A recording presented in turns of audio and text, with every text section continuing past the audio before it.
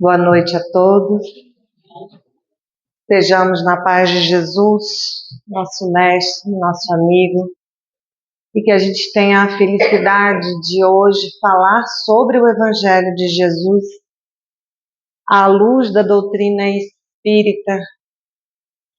Nós costumamos dizer que o mês de março é dedicado à mulher, mas na verdade todos os dias devem ser dedicados a todos nós, né? Possamos festejar todos os dias a oportunidade de estarmos encarnados como homens ou mulheres para as nossas provas, expiações e experiências que são próprias da individualidade que cada um de nós somos como espíritos imortais.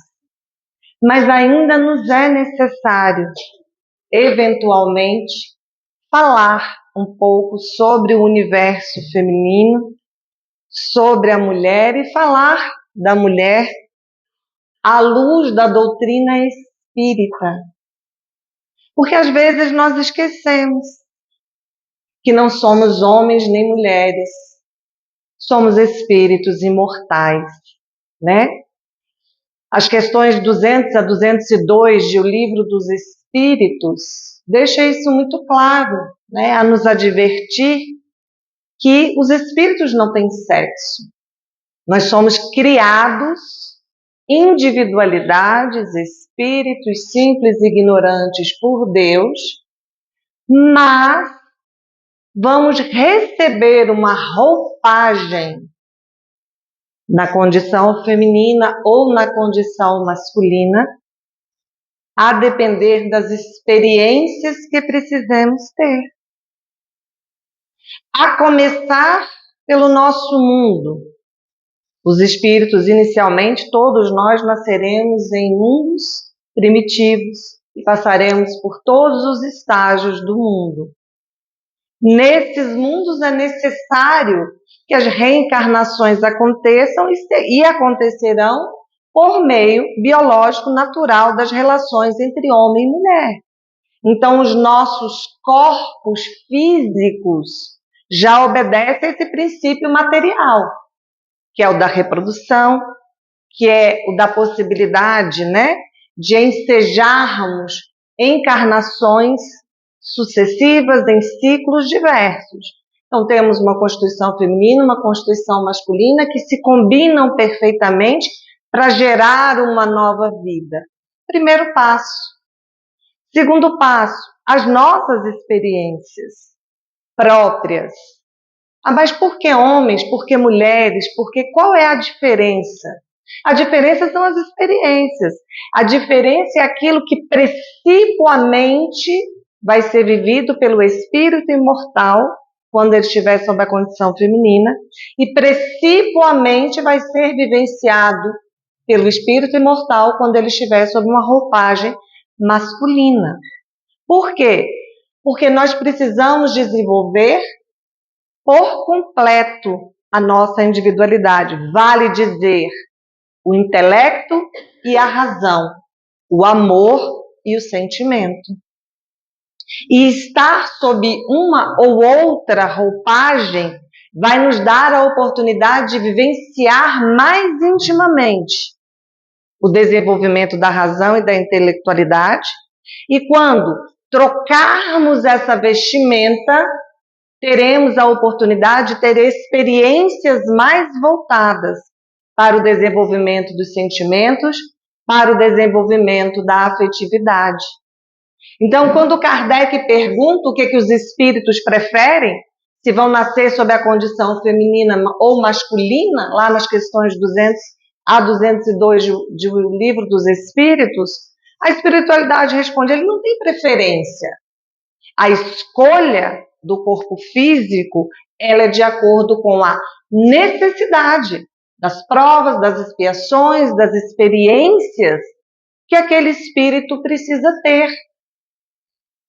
Então, quando nós nos olhamos, antes de vermos homens e mulheres, ou quaisquer outras circunstâncias, nós temos que nos ver como espíritos imortais na experiência que nos cabe nesta encarnação e nas sucessivas que virão. Quantas encarnações eu vou ter sob uma roupagem feminina? Quantas encarnações eu vou ter sob uma roupagem masculina?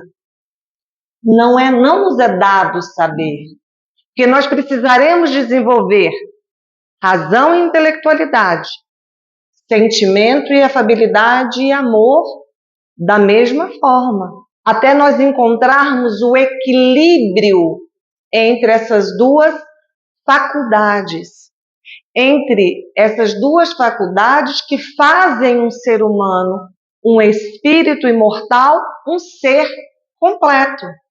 Até que cheguemos à representação daquilo que nos é perfeito, em termos de intelectualidade ou em termos de sensibilidade, sentimento e amor, que é Jesus. Então, se Jesus veio sob a roupagem masculina, isso é desimportante para nós, em que pese a época só pudesse ser assim. Porque imaginem vocês, na antiguidade, uma mulher tendo a missão que Jesus teve. Quem nos ouviria? Nós éramos propriedades dos nossos pais, que depois passavam as propriedades do nosso marido, e se o nosso marido desencarnasse, nós passávamos aos cuidados de um irmão, de um cunhado, de um filho varão, como eram chamados os filhos. Nós não tínhamos nem individualidade perante a sociedade, nada representávamos. Éramos propriedades. Então era necessário que ele viesse, obviamente, né, sob uma roupagem masculina. E olha que já foi difícil, né? Já foi difícil de ser aceito. Mas ele vem na representação daquilo que para nós é perfeito, no desenvolvimento da sensibilidade e do amor e no desenvolvimento da razão e da intelectualidade. Jesus é o ponto de equilíbrio perfeito a que nós deveremos chegar. Então vamos tendo, como espíritos, sucessivas encarnações em um corpo feminino, sucessivas encarnações em um corpo masculino. Como mulheres, recebemos o mandato divino do amor. Como homens, nas nossas sucessivas encarnações, precipuamente é-nos dado, pelas nossas vivências, desenvolver a intelectualidade. E assim nós vamos adquirindo equilíbrio nas experiências necessárias para o nosso processo evolutivo. Mas se é assim, por que antigamente e ainda hoje existem sociedades que consideram a mulher moralmente inferior? Aí muita gente pergunta, mas já vem a conversa de feminista, né? E eu acho bom que a doutrina espírita não nos permite mais falar, né, em tons assim, mas ela nos dá a resposta. É uma questão específica de O Livro dos Espíritos. Porque é tão importante, gente, essa questão, que ela é tratada como um item específico da lei de igualdade em Livro dos Espíritos, da igualdade entre os homens e as mulheres. E Kardec faz uma pergunta, exatamente essa pergunta. Ele diz assim: de onde provém a inferioridade da mulher em certos países? Do predomínio injusto e cruel que sobre ela assumiu o homem. É resultado das instituições sociais e do abuso da força sobre a fraqueza. Entre homens moralmente pouco adiantados, a força faz o direito. Questão 818. Questão 819. Com que fim mais fraca fisicamente do que o homem é a mulher? Para lhe determinar funções especiais. Ao homem, por ser o mais forte, os trabalhos rudes. À mulher, os trabalhos leves. A ambos, o dever de se ajudarem mutuamente a suportar as provas de uma vida cheia de amargor. Então, de onde surgiu e de onde ainda se retira que a mulher seria um ser inferior ao homem, do predomínio da força sobre a fragilidade. Não é uma lei natural. Vai mais ainda, os espíritos vão além. São os costumes sociais, foram as regras sociais que assim estabeleceram. E é obviamente que isso não nos espanta em termos de trajetória da humanidade terrestre.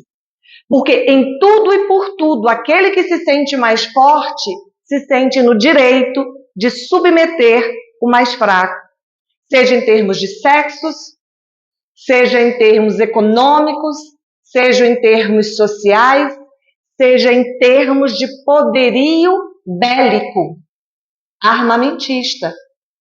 Todos aqueles que se colocam numa posição de superioridade, porque se entendem mais fortes, trazem ainda em decorrência do orgulho, do egoísmo e da arrogância, a certeza de que pode submeter aqueles que ele considera inferiores, porque estão numa posição mais fragilizada.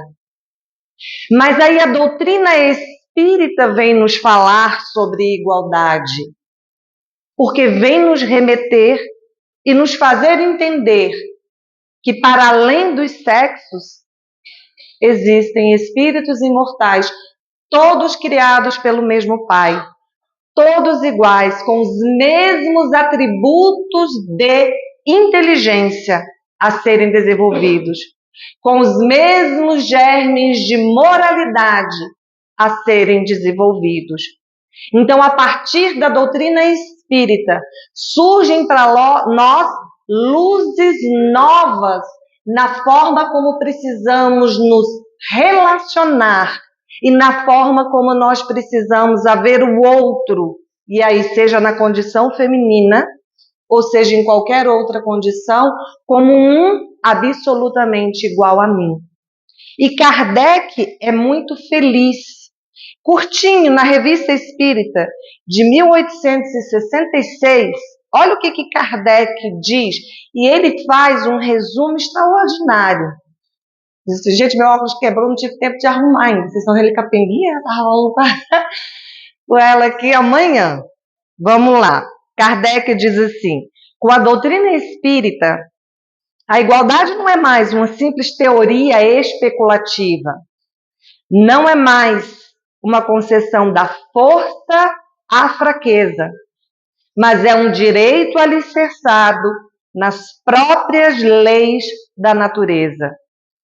Dando a conhecer estas leis, o Espiritismo abre a era da emancipação legal da mulher, assim como abre a era da igualdade e da fraternidade. Revista Espírita do ano de 1866. Olha a felicidade do nosso codificador, porque ele vai muito além. Ele vai muito além. Não se trata mais de eu vou permitir a você que eu, como mais forte, vou conceder a você direitos. Ele está dizendo, não é uma concessão da força à fraqueza. É uma lei natural, porque vem da lei de igualdade. Então serve para nós pensarmos por que ainda, mesmo nós, nas fileiras espíritas, ainda guardamos os costumes sociais, sejamos homens ou mulheres. Porque não só, muitas vezes, os homens nos veem como inferiores, como alguém a quem se dá concessões para serem quem são. Mas nós mesmos, na condição de mulheres, muitas vezes, replicamos esses costumes sociais e às vezes nem nos percebemos. Outro dia eu via, o que é muito comum, a gente fala, parece que é uma repetição, mas não existe nada mais comum do que você ouvir outras mulheres dizendo: sofreu violência, estava vestindo o quê? Estava fazendo o quê? Estava onde? Se colocou em qual situação? Se fosse permitido, como se fosse permitido, violentar os direitos alheios, porque aquela pessoa estaria numa condição onde ela não deveria estar. Um princípio de igualdade é também um princípio de liberdade. Se eu sou igual, eu tenho que ter a liberdade de escolher os meus próprios caminhos. Não obstante, muitas vezes, a pretexto de vivenciarmos a liberdade que temos conquistado como decorrência da lei natural da igualdade, tenhamos cometido muito excesso na condição feminina. Mas nós vamos falar isso depois num texto extraordinário de Emmanuel, que nos chama a atenção, sim, para que nos colocando, nos exaltando, mas também nos recordando de que a pretexto de igualdade não precisamos ombrear com a condição masculina naquilo que ela tem de pior e que ela veio demonstrando ser de pior ao longo do tempo com as suas próprias imprevidências, mas nós vamos chegar lá. Então, em termos de igualdade, nós precisamos nos compenetrar disso, também nós como mulheres. É tão interessante que aí a gente vai recordando que às vezes nós nem sentimos, porque realmente é intricado. A despeito de, gente, eu vou ser sincera, obviamente nas sociedades ocidentais, né, nós hoje nós alcançamos um progresso em termos, inclusive, de legislações e de comportamento enorme, em termos de respeito à condição feminina, né? A nossa lei mesmo, a Constituição Federal traz, né, que todos são iguais perante a lei, artigo 5º da Constituição Federal, independente de sexo, o que nós não vamos encontrar em outras legislações, que formalmente, a gente chama formalmente porque está no papel, então é uma coisa formal, está escrito no papel, numa lei, então formalmente as nossas leis, inclusive a Constituição Federal, beira a perfeição, em termos de tornar iguais todas as pessoas. Mas nós sabemos que, de fato, na prática, isso ainda está longe de acontecer. E a gente tem que ouvir certas coisas que, assim, estrelam, né? Estalam, na verdade, não é estalam. Você está conversando numa roda, de repente a pessoa ouve assim, mas olha, é fácil se relacionar comigo, desde que a mulher não venha cheia de direitos falar comigo. Aí, quando eu vi, eu já tinha perguntado para o rapaz novo, 30 e poucos anos, eu perguntei para ele, mas de quais direitos a mulher tem que renunciar para poder se reportar e falar com você? Aí ele levou um susto. Às vezes nós não nos damos conta de como assim uma outra pessoa vem cheia de direitos. Todos nós temos direitos. Nós temos direitos a sermos todos dignos e dignificados em todas as nossas relações. Então não existem direitos. Obviamente, quiser falar comigo com grosseria, com estupidez, não vai dar certo. Lógico, aí não dá certo com ninguém. Porque nós também não precisamos aceitar ou achar natural que o sexo masculino é mais brutalizado, é mais insensível. Então tudo bem aceitar certas violências verbais, porque faz parte da natureza. Não faz parte da natureza humana ser indisciplinado, desequilibrado, brutalizado e animalizado. Não. Faz parte da natureza do ser humano ter inteligência para começar a agir dignificando o outro, em quaisquer circunstâncias, em quaisquer relações. E é tão bonito porque Kardec diz, vem a doutrina espírita e não traz apenas, né, não é um marco apenas de emancipação feminina a demonstrar que todos os espíritos têm a mesma origem e estão juntos para vivenciarem lado a lado as suas existências, um sustentando o outro nas suas lutas e nas suas experiências. de forma que nós possamos apoiar e ter apoio nessa jornada que definitivamente não é nada fácil para nenhum de nós. Ele diz, mas vem trazer também a era da igualdade e da fraternidade. Porque ele não vem dizer só, não, é todo mundo. Não, ele traz então para um campo mais amplo. É como a dizer, e não importa qual o sexo, não importa a condição daquela pessoa.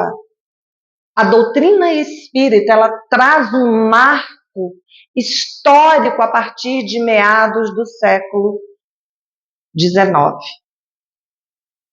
E nós precisamos nos atualizar a partir da doutrina espírita.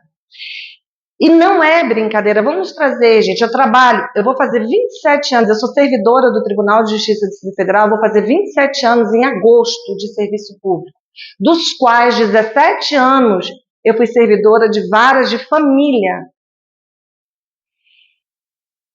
E, estatisticamente, se nós formos avaliar as sobrecargas que a sociedade acha que uma mulher na condição feminina precisa carregar, porque, via de regra, os lares são deixados pelos companheiros, a prole é deixada com a mãe, e ela sofre, não apenas ela sofre o abandono emocional, mas a prole sofre o abandono afetivo e o abandono material.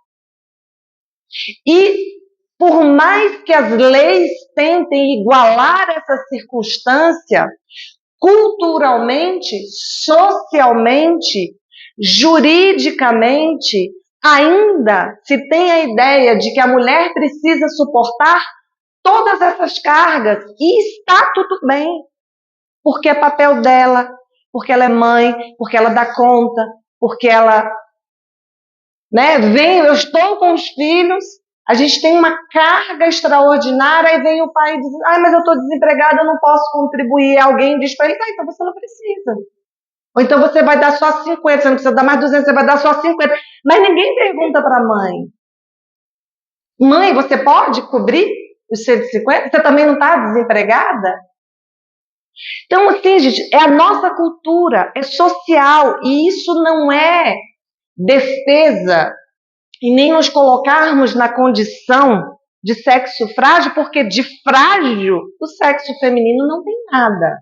Ela tem uma constituição mais sensível, ela tende a ser mais amorosa, tende a ser mais carinhosa, tende a ser mais compreensiva, e é para isso mesmo que nós reencarnamos sucessivas vezes sob a condição feminina. É exatamente para que vamos adquirindo essas qualidades emotivas, sentimentais, amorosas, para que quando passemos as nossas vivências masculinas, possamos fazer o contrapeso da razão e da emoção para que sejamos seres equilibrados. Então, é da natureza feminina de fato. Mas quando nós olhamos e dizemos a carga é tua, o problema é seu, nós estamos desrespeitando o outro.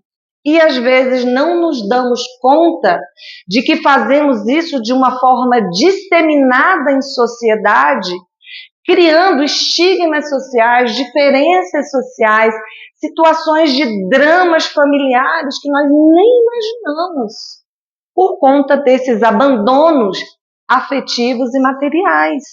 Porque eu não considero o outro como alguém igual a mim.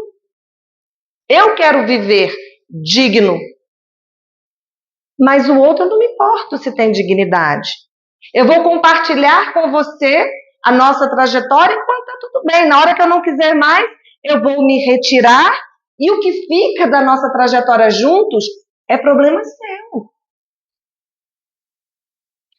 Aí, obviamente, que o universo feminino também tem esse tipo de conduta. Mas, estatisticamente falando, o número é muito inferior.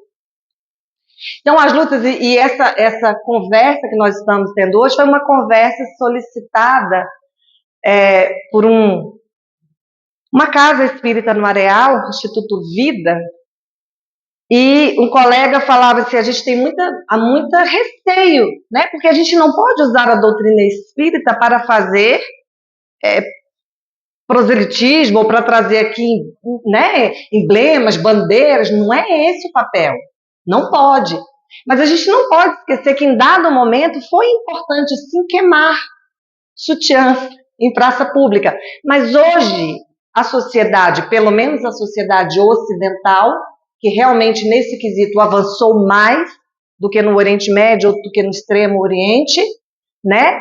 Nós precisamos falar sobre isso, nós precisamos conversar sobre isso, mas nós também precisamos equilibrarmos-nos, nós que estamos sob a condição feminina, achar o nosso ponto de equilíbrio para que não nos excedamos também na vivência da liberdade, perdendo o foco do mandato divino para nós enquanto estivermos encarnadas na condição feminina.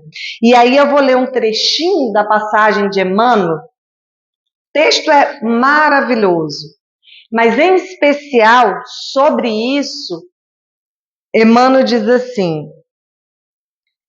se te encontras na experiência feminina ante os impositivos da evolução, é natural te compreendas no mesmo nível do homem relativamente à cultura e à inteligência, com a mesma segurança de competência.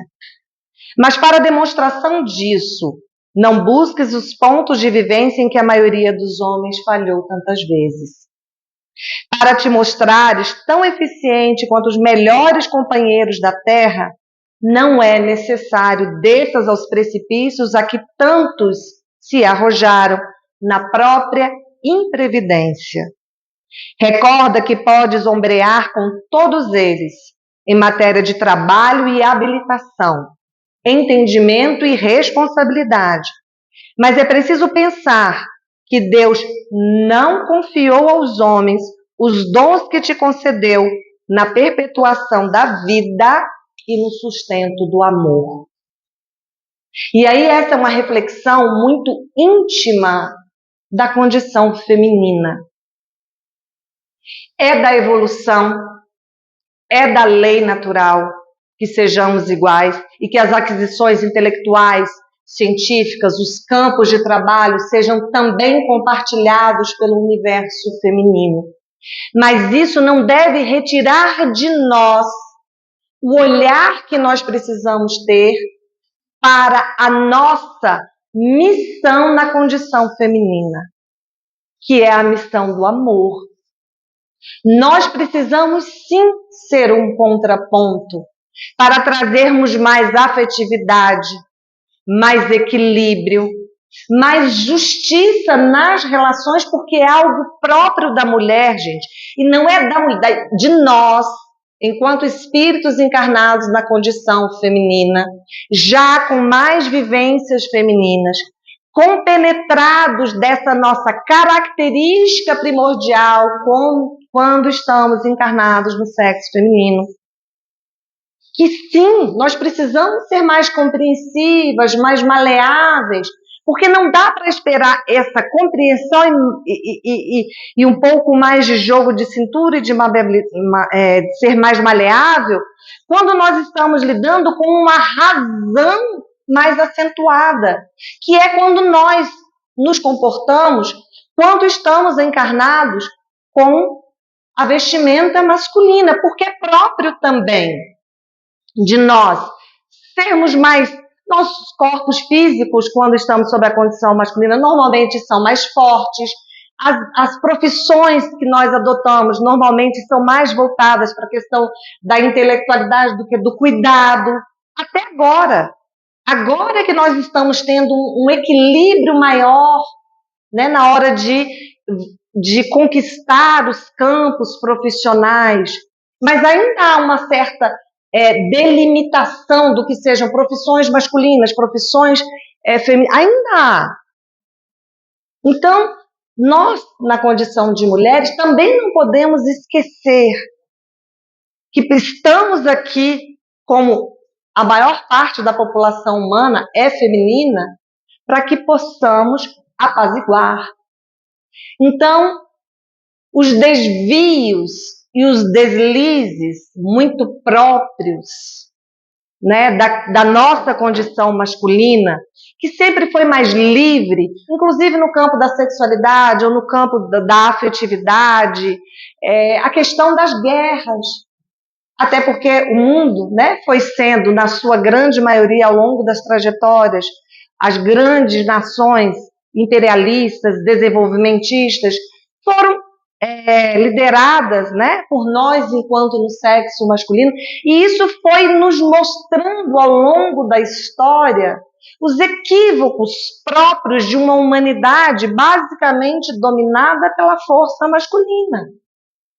Então nós, porque nos descobrimos libertas, porque foi revelado como lei natural a igualdade para todos que hoje nós reconhecemos, não devemos rivalizar naquilo que há de pior, mas, na verdade, ombrearmos para que vamos aprendendo uns com os outros, aprendendo com os homens a sermos mais racionais, a vivenciarmos também o universo dele, ao mesmo tempo que trazemos eles para junto de nós, para que possamos aprender juntos que também o homem, porque está apenas na vestimenta masculina, não tem problema nenhum se for mais afável, mais carinhoso, mais dedicado, mais compreensivo, menos inflexível com certas situações e vivências da vida.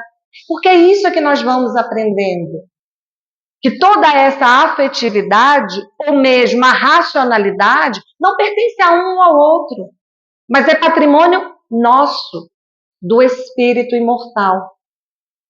Então nós precisamos ir, depois de tantas conquistas, depois de uma liberdade, né, que nós estamos alcançando, mas também nós encontrarmos um ponto de equilíbrio para vivenciar. Porque imaginem vocês, se o mundo já parece difícil como é, tendo na expressão feminina a capacidade de externalizar sentimentos mais dóceis, mais fraternos, imagine se nós começarmos a entender que a igualdade significa a igualdade de comportamento. Aí nós vamos ter só um lado da moeda. Nós vamos ter todo mundo trabalhando mais com a racionalidade. E aí nós perdemos o equilíbrio nas relações. E não pode ser assim. Porque se nós temos duas asas, é porque existe um propósito na criação divina. Se coexistem para nós, né, duas forças, duas energias, uma masculina e outra feminina, no sentido, gente, e aqui vamos fazer uma parte para nós voltarmos aqui. Nós precisamos entender isso também. Ser mulher ou ser homem não é estar apenas sob uma roupagem biologicamente masculina ou feminina. Ser homem ou ser mulher é ter a psique feminina ou masculina. É pensar a partir de uma psicologia feminina ou masculina. É amar a partir dos sentimentos desenvolvidos como mulher ou como homem. Por isso que não raras vezes nós vamos ver psiques femininas em corpos biologicamente masculinos, não se reconhecendo como homens, não se vendo, se olhando no espelho. Ele se olha e não consegue se ver como aquele ser biologicamente masculino, porque a sua psique é feminina, porque ele sente como mulher, e a mesma coisa a mulher.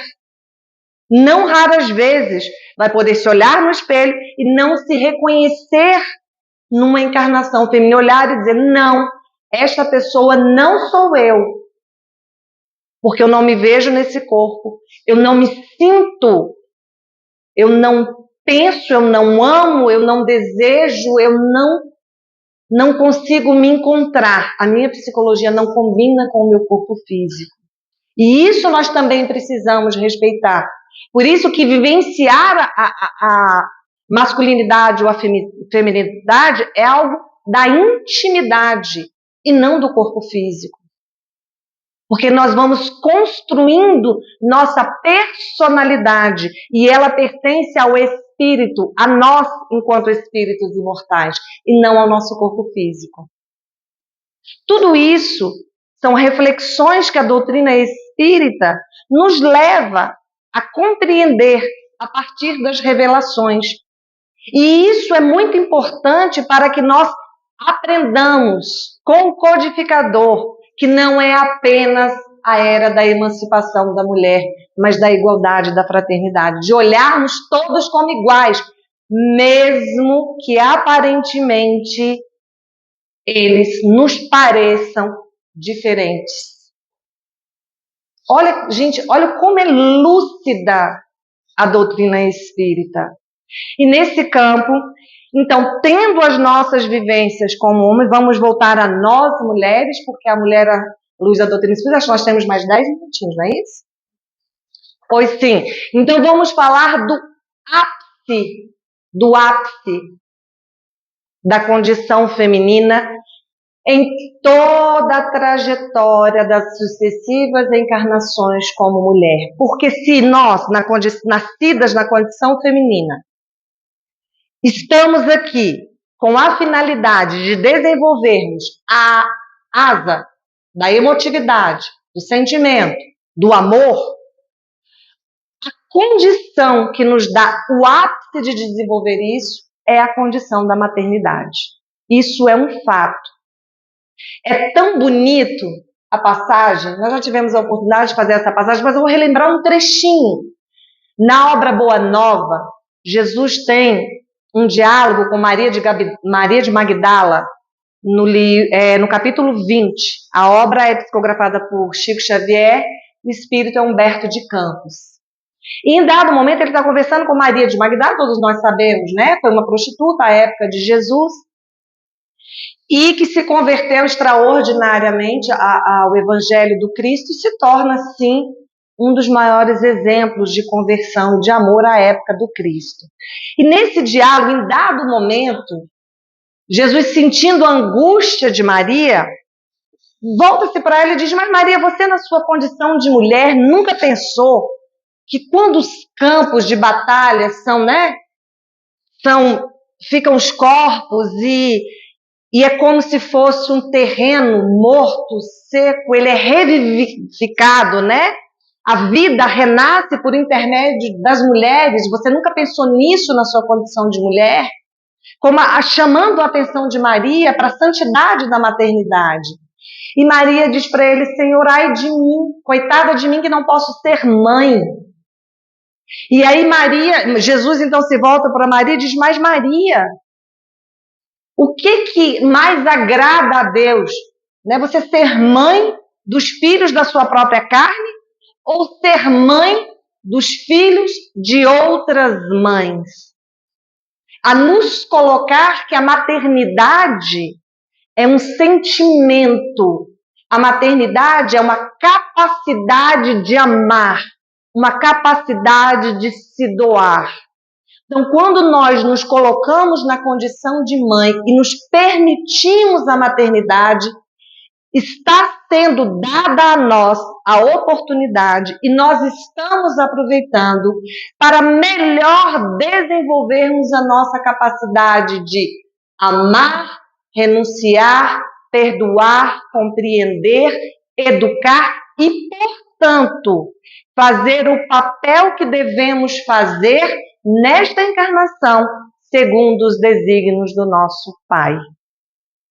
Ah, Renata, então todas as mulheres são obrigadas a ser mãe. Claro que não.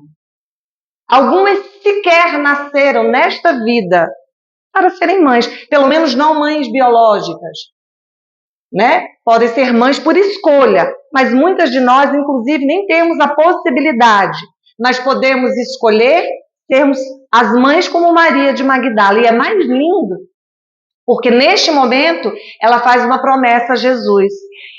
Ela toma um susto, né? Porque ela fala: eu nunca tinha pensado nisso. É como, né? No livro a gente nunca tinha pensado nisso, mas a partir de hoje, mestre, eu serei para as minhas irmãs de infortúnio como eu e para todas as pessoas que precisarem a mãezinha do coração. E ela se torna realmente essa figura materna, porque ela passa a acolher e a cuidar de todas as pessoas, ao ponto, né, de acompanhar os portadores de hanseníase a uma caverna, viver com eles e acabar sendo também contaminada e desencarnando por intermédio, né, dessa doença. Então, assim, ser mãe é isso. Mas muitas de nós veio para a solidão afetiva, ou veio para manifestar a maternidade com outras pessoas que não fossem nossos filhos, nem filhos do coração e nem filhos biológicos, com outras pessoas, que podem ser amigos, que podem ser pais, que podem ser irmãos, porque a manifestação é que é afetiva, é que é amorosa, é que é compreensiva, e você pode manifestar isso em qualquer circunstância. Mas é óbvio que se nós tomamos para nós a responsabilidade, isso também cria para nós maiores oportunidades de testemunharmos essa nossa capacidade afetiva e de nos desenvolvermos por intermédio dessa relação de mãe para filhos. Agora, caminhando para as nossas últimas reflexões, ainda que assim seja, nós temos uma cultura social de sermos extremamente severos no julgamento das mulheres em condição de mãe, esquecidos de que ser mãe não é ser mulher. Ah, eu sou mulher e por isso naturalmente eu sou mãe. Não. A condição de mãe é algo que nós vamos conquistando no sentido expressivo de ser mãe. Aquela mãe idealizada por todos nós. A mãe amorosa, compreensiva, amiga, que são atributos mais realmente femininos. Gente, isso também é uma conquista. Isso também é algo que nós, em sucessivas encarnações, vamos desenvolvendo. Então, muitos de nós, na condição de espíritos imortais, encarnamos sem essa capacidade. E vamos vivenciando muitas vezes essa nossa condição de mãe de uma forma sofrida, de uma forma menos digna. Mas é da condição do espírito imortal ir conquistando aos poucos essa capacidade de manifestação afetiva. Então nós não podemos julgar, criticar e condenar as mãezinhas que ainda não conseguem se comportar da forma como nós idealizamos ser mães. Elas precisam ser acolhidas, porque são pessoas que também estão passando por dificuldades nesse processo de amadurecimento emocional, como ser humano, como mulher, como mãe, como espírito imortal. Então, em tudo e por tudo, e somos nós também na condição de mulheres, que fazemos, não raras vezes, um julgamento extremamente severo por todas as escolhas que elas fazem. Sim, muitas dessas escolhas são crimes perante a lei dos homens, são equívocos perante as leis de Deus, mas quais de nós, em quaisquer circunstâncias ou condições, não infringimos leis, não infringimos as leis do nosso Pai? Então nós não podemos exigir que todas as mulheres queiram ser mãe. Nós não podemos exigir que todas as mulheres sejam boas mães. Nós podemos contribuir, nós podemos exemplificar, nós podemos acolher, nós podemos esclarecer as luzes da doutrina espírita, a responsabilidade que significa ser mãe. Porque mãe significa recebermos espíritos filhos de Deus. Não são também os espíritos que vêm para a nossa seara de responsabilidade materna, seja por que meio chegarem até nós, não são nossos filhos. eles estão nossos filhos. E como espíritos imortais que Deus nos confia, nós precisamos amá-los e respeitá-los de forma a devolvê-los a Deus melhor do que Ele nos entregou. Porque o Pai está confiando em nós para cuidar daquela alma. Não raramente nós vamos ver filhos cujo desenvolvimento emocional e espiritual é muito supera o dos pais. Mas ainda que seja assim, na fase da infância e da adolescência, todos eles solicitam os nossos cuidados, a nossa educação, o nosso amor. E nós precisamos, mais do que tudo, eu vou encerrar quando nós estamos chegando, mas eu vou lembrar uma passagem rápida aqui do livro, ser fiéis a Deus na educação dos nossos filhos, porque eles têm que ser educados a partir do Evangelho de Jesus para se tornarem seres que são saudáveis, para tornar a sociedade saudável, para retornarem à pátria espiritual saudáveis. E eu vou finalizar lembrando uma passagem de Joana de Cusa, também no livro Boa Nova, capítulo 15. Joana de Cusa ela era muito rica, casada com um hebreu muito rico, e que tinha dificuldades no casamento porque o marido era muito vinculado às questões políticas e acabava cometendo atos questionáveis, né? E ela vai se queixar para Jesus, e Jesus diz a ela que ela precisava fazer o papel dela, precisava ser o contraponto, guardar o lar dela, e acima de tudo, guardar fidelidade a Deus, que isso era o mais importante. E Joana vai, muito resignada com aquela situação familiar um pouco conturbada, e eles acabam perdendo tudo, o marido morre de forma, né, difícil, e ela fica muito fragilizada economicamente, tudo. Enfim, no final da vida, Joana vai ser aprisionada como nova cristã e está num circo. E eles estão já para colocar fogo, né, a perseguição que nós conhecemos aos cristãos. E um soldado vira para ela e diz assim: abjura, mulher. E ela está junto com seu filho. E o soldado diz para ela: abjura, mulher, abjura do teu Cristo. E o filho vira para ela e diz: abjura, mãe, por mim que sou teu filho, abjura. E ela naquele momento olha para o filho dela, imagina um coração de mãe, né? Aquele coração constrito, doído. Mas aí ela se lembra então da conversa que ela teve com Jesus e diz ao filho dela: cala-te, meu filho, porque em qualquer circunstância o mais importante é guardar fidelidade a Deus. Quer dizer, aquela mãezinha diante do sofrimento do filho, ela escolhe aquele caminho que ela entende como providência divina e não o caminho que aos olhos de uma mãe mais aferrada às questões materiais seria abjuro, abjuro, abjuro, salva teu filho, e vai saber Deus o que seria desse filho depois. Então, nosso papel é educarmos os nossos filhos guardando fidelidade a Deus. E assim como Joana, a resposta que ela dá ao soldado, o soldado então, mas o teu Cristo só te ensinou a morrer, mulher? Aí ela diz, não, ele também me ensinou a vos amar. Então, guardando a mensagem do amor, guardando a mensagem da condição feminina, da igualdade, da liberdade, da fraternidade, que a doutrina espírita veio nos trazer como leis naturais que são, possamos voltar aos nossos lares mais refeitos e, espero eu, melhores do que chegamos aqui. Muito obrigada por tudo.